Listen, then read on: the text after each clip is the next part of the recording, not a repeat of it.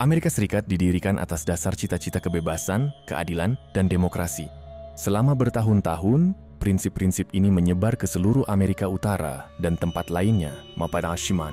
Dan mana jika nilai-nilai ini membahayakan kekuatan lain? Bagaimana jika model pemerintahan Amerika seperti ini menimbulkan keresahan di antara negara-negara dengan agama yang berbeda?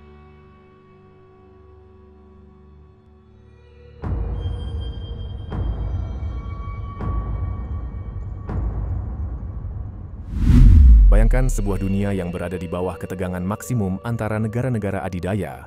Konflik mematikan pecah, menjerumuskan Amerika Serikat, anggota NATO, Rusia, China, Iran, dan Korea Utara ke dalam perang besar-besaran. Pertempuran habis-habisan ini tidak diragukan lagi akan berdampak besar pada komunitas internasional dan dapat menyebabkan hasil yang apokaliptik. Untuk memahami benih-benih konflik ini, pertama-tama kita harus menelaah sejarah antara Amerika Serikat dan Uni Soviet. Perang Dingin dari tahun 1947 hingga 1991 merupakan periode ketegangan geopolitik antara negara-negara adidaya. Meskipun mereka tidak bertempur secara langsung, kedua belah pihak berkompetisi dalam membangun persenjataan nuklir mereka. Masih penasaran? Mari kita pahami peristiwa bersejarah apa yang terjadi sehingga kita bisa sampai sejauh ini.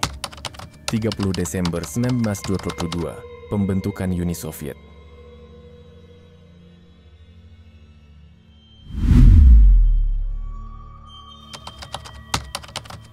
(1924), kebangkitan Joseph Stalin.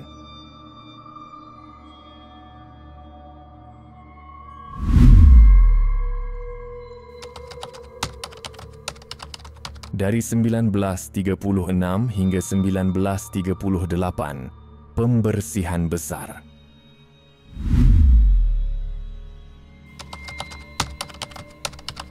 (22 Juni 1941), Adolf Hitler dan invasi Uni Soviet.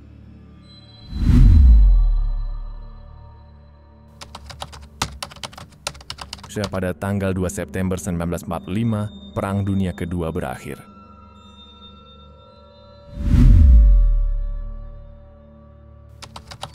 Pada tanggal 15 April 1945, Uni Soviet menginvasi negara tetangga Eropa di Berlin, Jerman.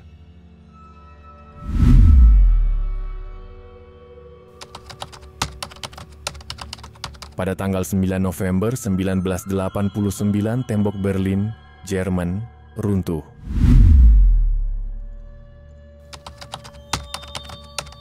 (26 Desember 1991, runtuhnya Uni Soviet.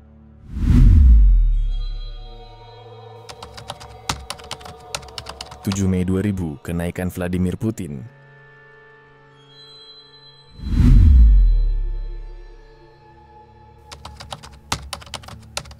Pada tanggal 8 Agustus 2008, Rusia menginvasi negara tetangganya, Georgia.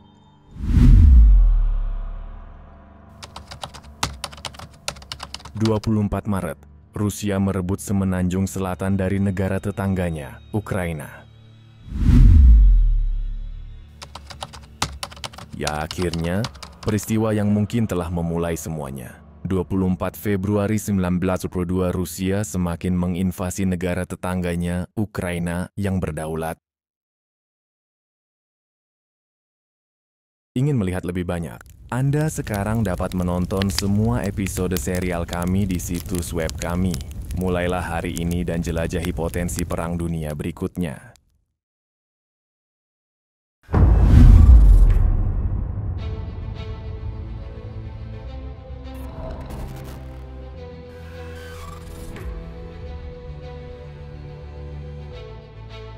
Rusia dengan ekonomi yang cukup makmur dan 143,4 juta penduduk, bangga dengan sejarah dan akar Soviet. Para ahli geopolitik berpendapat bahwa Rusia tidak pernah sepenuhnya terintegrasi ke dalam tatanan dunia baru dengan pemerintahan yang mirip demokrasi. Meskipun Uni Soviet telah runtuh pada tahun 1991, penghinaan Rusia terhadap Amerika Serikat dan budaya Barat secara umum telah berlangsung selama puluhan tahun. 24 Februari 22, Jika Rusia menginvasi Ukraina, NATO dan sekutunya akan segera merespons untuk mempertahankan kemerdekaan negara tetangga Rusia tersebut.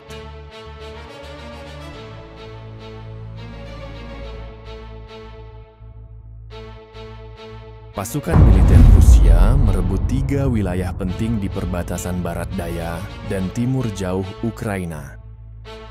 Selain semenanjung Crimea, daratan selatan Ukraina juga memiliki keunggulan militer. Semenanjung Crimea juga memiliki nilai ekonomi yang penting karena lokasinya yang menguntungkan di Laut Hitam, serta kedekatannya dengan negara-negara terdekat seperti Turki dan Rumania. Ukraina adalah zona penyangga penting antara Rusia dan negara-negara NATO karena lokasi geografisnya. Aneksasi Rusia atas Crimea pada tahun 2014 dan dukungannya terhadap separatis di Ukraina Timur telah meningkatkan ketegangan di wilayah tersebut. Rusia memiliki jumlah senjata nuklir terbesar dan armada kapal selam rudal balistik terbesar kedua di dunia. Mereka juga merupakan salah satu dari 3 militer nasional bersama dengan AEC dan China yang mengoperasikan pesawat pengebom strategis. Bersiaplah. Kami akan memeriksa kemampuan militer masing-masing pihak dalam konflik berisiko tinggi ini. Kami juga akan mengeksplorasi strategi, taktik, dan persenjataan yang dapat digunakan dalam perang habis-habisan yang melibatkan Amerika Serikat, NATO, dan Rusia. Amerika Serikat dan NATO menghadapi tindakan penyeimbangan yang sulit.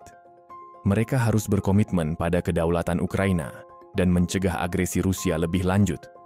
Di sisi lain, mereka harus menghindari tindakan yang dapat menyebabkan perang dunia. Ahli strategi militer dapat mengevaluasi berbagai opsi, seperti diplomasi, sanksi ekonomi, unjuk kekuatan, atau intervensi militer terbatas. Mari kita jelajahi beberapa opsi ini secara lebih rinci. Diplomasi adalah pilihan pertama untuk pertahanan. Negosiasi intensif sedang berlangsung antara Amerika Serikat, NATO, dan Rusia untuk menetapkan gencatan senjata, menarik pasukan Rusia dari Ukraina, dan menciptakan kerangka kerja untuk resolusi damai jangka panjang. NATO dapat menggunakan sanksi ekonomi sebagai alternatif dari kekuatan militer. Dengan menjatuhkan sanksi yang keras terhadap Rusia dan sekutunya, NATO dapat mencoba menekan pemerintah Rusia untuk menarik pasukannya dari Ukraina. Sanksi dapat memiliki dampak yang tidak terduga dan mungkin tidak memberikan hasil yang segera. Mengerahkan lebih banyak pasukan dan aset militer di sisi timur NATO akan mengirimkan pesan yang kuat kepada Rusia. NATO akan menunjukkan komitmennya untuk membela negara-negara anggotanya dan mencegah agresi Rusia lebih lanjut tanpa secara langsung terlibat dalam pertempuran. Intervensi militer terbatas dapat berupa penyediaan dukungan logistik, intelijen, dan peralatan militer untuk Ukraina. Opsi ini akan memperkuat kemampuan Ukraina untuk mempertahankan diri, tetapi juga dapat memprovokasi Rusia dan meningkatkan konflik. Setiap opsi memiliki kelebihan dan kekurangannya. Amerika Serikat dan NATO sedang berupaya menghindari konflik global. Kesalahan perhitungan sekecil apapun dapat memicu rantai reaksi yang mengarah ke perang. Ketika ketegangan meningkat, Rusia meningkatkan kehadiran militernya di wilayah tersebut, melakukan latihan militer besar-besaran di dekat perbatasan Ukraina. Tindakan-tindakan provokatif ini menimbulkan ketakutan dan kecemasan di kalangan anggota NATO dan masyarakat dunia. Upaya diplomatik untuk mengurangi ketegangan semakin intensif. Perundingan tingkat tinggi antara Amerika Serikat, NATO, Rusia, dan Ukraina untuk mencari solusi damai guna memastikan integritas teritorial Ukraina. Pentagon di Washington DC mengikuti dengan seksama situasi yang memanas antara NATO dan Rusia terkait konflik Ukraina. Para pejabat dan penasihat militer senior mengadakan pertemuan darurat untuk menilai risiko dan strategi dalam menghadapi krisis, menyadari kemungkinan konsekuensi dari konfrontasi militer langsung dengan Rusia. Mereka mendesak pemerintah untuk fokus memberikan dukungan tidak langsung kepada Ukraina, sambil menjaga saluran diplomatik tetap terbuka untuk mencegah eskalasi lebih lanjut. Pastikan untuk berlangganan dan tekan bel notifikasi untuk mendapatkan informasi terbaru tentang episode terbaru dari skenario terburuk Perang Dunia III. Terima kasih telah mengunjungi kami. Untuk mendapatkan informasi terbaru tentang rilis terbaru kami, ikuti kami di jejaring sosial kami, Instagram, Facebook, Twitter. Kami ada di mana-mana. Masih banyak lagi yang lainnya. Untuk episode kunjungi situs web kami untuk mengakses perpustakaan media kami menggunakan tautan URL yang disediakan.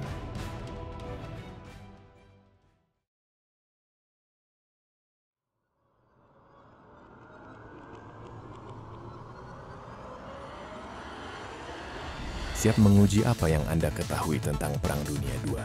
Dua negara mana yang sudah terlibat dalam konflik militer sebelum pecahnya Perang Dunia II? Tuliskan jawaban Anda di kolom komentar di bagian bawah video YouTube dan tunggu jawaban yang benar.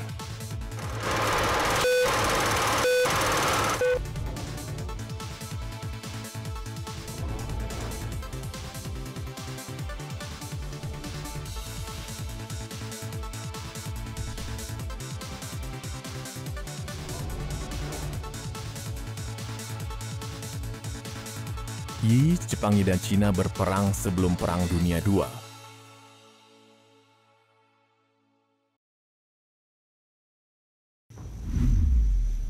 Dalam menghadapi kemungkinan Perang Dunia, ASEAN dan NATO berusaha untuk mendukung Ukraina tanpa harus berkonflik langsung dengan Rusia. Mereka memilih untuk menyediakan peralatan militer, intelijen, dan dukungan logistik untuk angkatan bersenjata Ukraina sambil menahan diri untuk tidak mengirimkan pasukan untuk ikut berperang. Ketika senjata canggih, amunisi, dan pasokan lainnya tiba di Ukraina, negara ini memperkuat kemampuan militernya. Pasukan Ukraina kini lebih siap untuk melawan invasi Rusia dan melindungi kedaulatan mereka.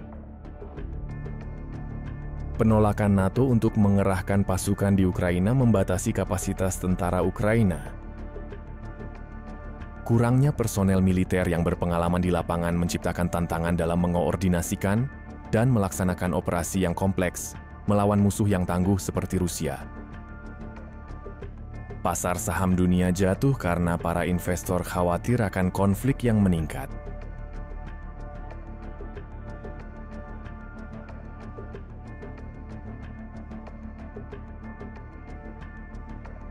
Para politisi mengadakan konferensi pers untuk menjawab kekhawatiran konstituen mereka di negara ini. Rusia menghadapi masalah ekonomi dan tunawisma seiring dengan memburuknya situasi, dengan tutupnya berbagai bisnis di seluruh negeri.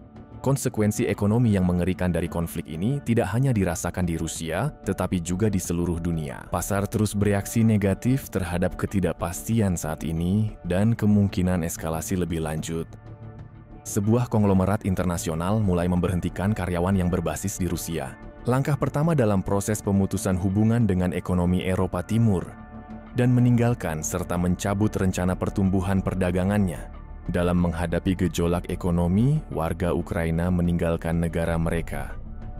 Bandara internasional Ukraina mengalami eksodus besar-besaran, sementara distrik-distrik bisnis yang dulunya ramai tetap sepi.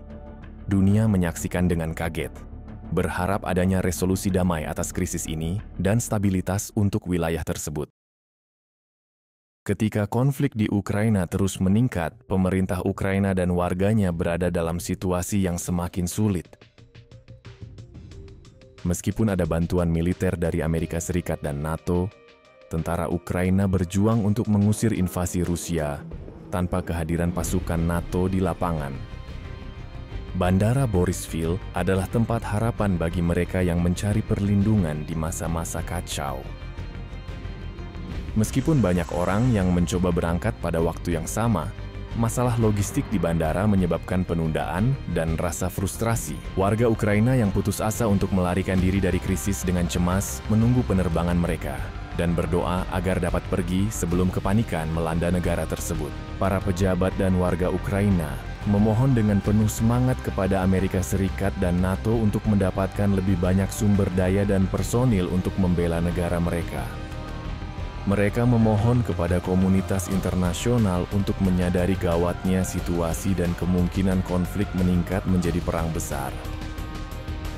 Intensitas konflik meningkat ketika tank-tank menembak dan gedung-gedung kota dihantam peluru militer, membuat blok-blok pusat kota diselimuti asap. Ledakan dahsyat bergema di seluruh wilayah, menggarisbawahi gawatnya situasi.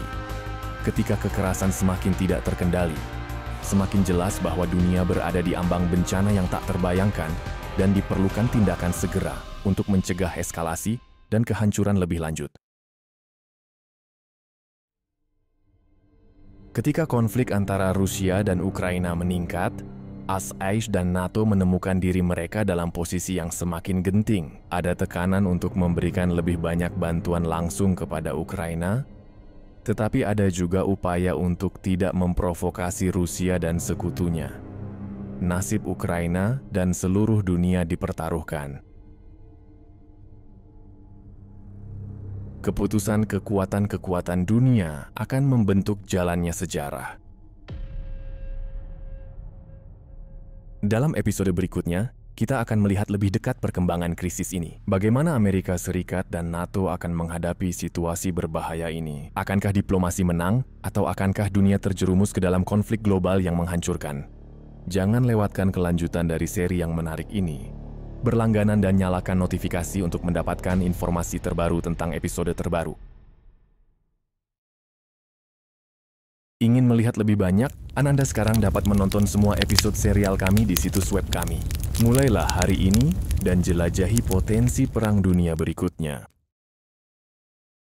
Buat video yang luar biasa dan layanan mandiri dengan AI canggih, hosting kelas dunia, dan perlindungan privasi online. Bergabunglah sekarang dan nikmati promosi unik. Daftar dari tautan dalam deskripsi untuk mulai membuat konten yang menarik